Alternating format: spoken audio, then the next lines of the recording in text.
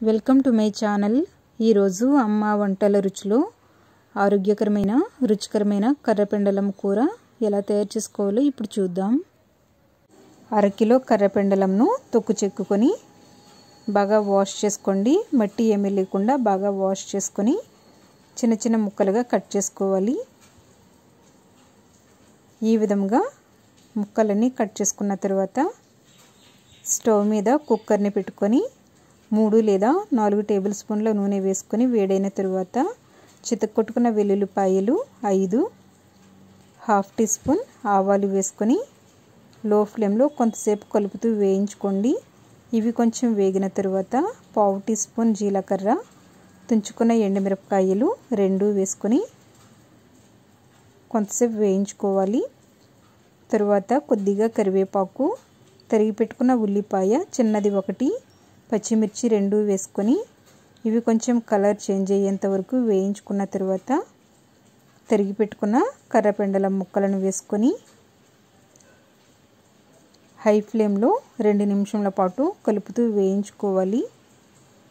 2 నిమిషాల తర్వాత పావు టీ స్పూన్ పసుపు, 2 టీ స్పూన్లు కారం, తగినంత ఉప్పు వేసి అంతా బాగా కలుపుకోవాలి।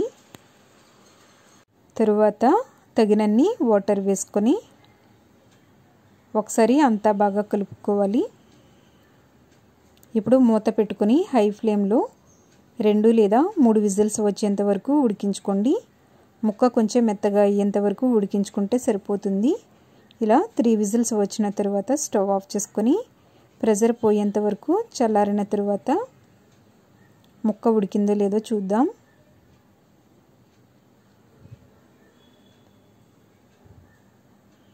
ఇలా ఉడికిన తర్వాత నిమ్మకాయ సైజ్ అంతా చింతపండును నానబెట్టుకొని జ్యూస్ తీసుకొని వేసుకోండి।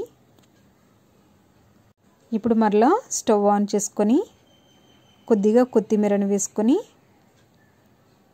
హై ఫ్లేమ్లో 3 లేదా 4 నిమిషాల పాటు మూత పెట్టుకొని ఉడికించుకోవాలి। ఇది కొంచెం దగ్గరగా అయ్యేంత వరకు ఉడికించుకుంటే సరిపోతుంది। ఇలా దగ్గరగా అయిన తర్వాత స్టవ్ ఆఫ్ చేసుకుందాం। ఆరోగ్యకరమైన రుచికరమైన కర్రపెండలం కూర రెడీ అయ్యింది। ఈ వీడియో మీకు నచ్చినట్లయితే లైక్ చేయండి, షేర్ చేయండి। మీరు ఫస్ట్ టైం నా ఛానల్ని చూస్తున్నట్లయితే సబ్స్క్రైబ్ చేసుకోండి। Thank you for watching my video.